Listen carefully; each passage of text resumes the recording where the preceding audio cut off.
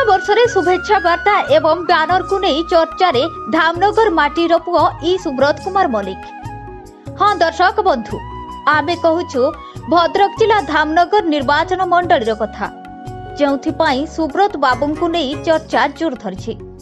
सुब्रत बाबू हेउछंती धामनगर माटीर पुओ।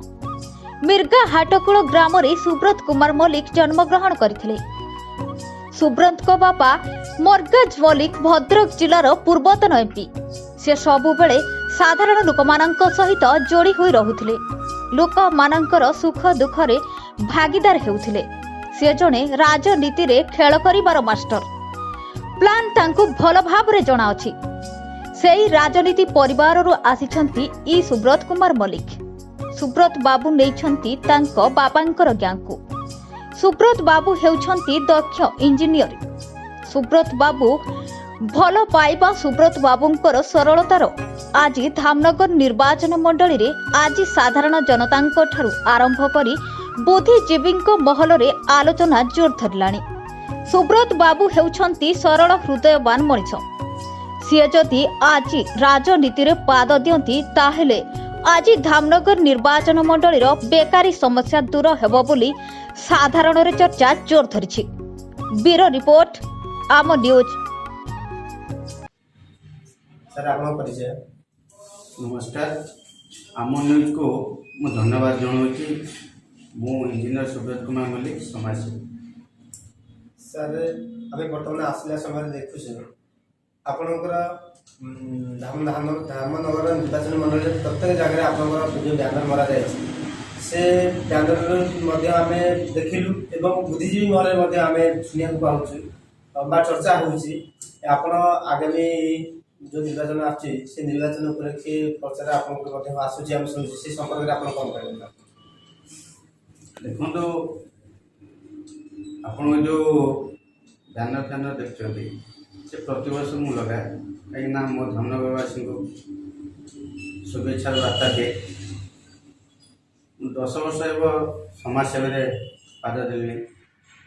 प्रतिवर्ष मोर ये प्रति पूजा पर्व हो कि नवा वर्ष हो ये मु बैनर दे मो धामनगरवासी को शुभेच्छा जना। राजनीति समाज सेवा भितर डिफरेन्स अच्छी। प्रथम आगे समाज सेवा चली आगु को कंटिन्यू जारी रही सेगुड़ा चलो कारण समाज सेवा राजनीति ठार बहुत दूर है। कारण राजनीति सहित समाज सेवा कौन मतलब नहीं। आम समाज किसी सुधार करने समाज सेवा स्टार्ट करदी ता भितर कौन प्रकार सुजोग मिले राजनीति को पाद देवाई आम भी राजनीति परिवार छुआ। बापा एक्स एमपी मंगराज मल्लिक सी भी भद्रक एमपी थे। तेणु राजनीति जेकोसी मुहूर्त आम ओल्ल पार्टी से बड़ कथा कि समाज सेवा केते दिन धरी आम कंटिन्यू कर समाज कौन कौन उन्नति कर आम बड़ कथा। आम लोक आम एरिया आम कौन कौन करते समय दे पार्चु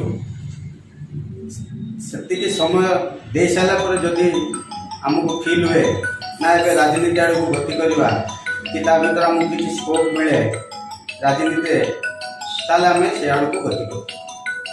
सर जदिव आपको स्कोप मिलगला ताले धामनगर निर्वाचन मंडलवासी को आगु तो सहयोग करते बर्तमान सुधा से जब मिलगला स्कोप मिलगला आप सहयोग करेंगे आशा देखो एज एन इंजीनियर मोर प्रथम लक्ष्य धामनगर एम्प्लॉयमेंट क्रिएट करिया।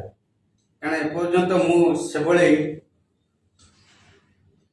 सुविधा जदि पाए तो मोर प्रथम लक्ष्य धामनगर जो बेकार युवक युवक मान अच्छा नहीं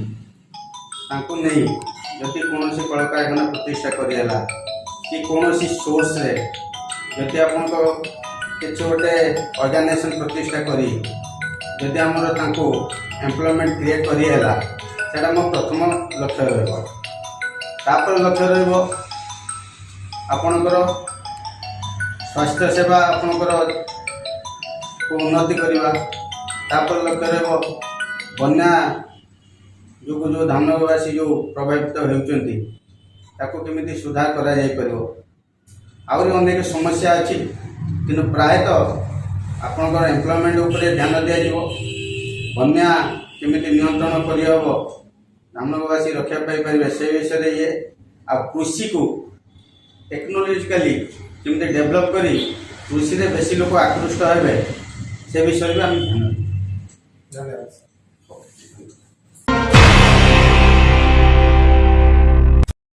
जदि आपंक आम भिडी भल लगा तेब आम चैनल को लाइक शेयर और सब्सक्राइब करने को जमा भी भूलु नहीं।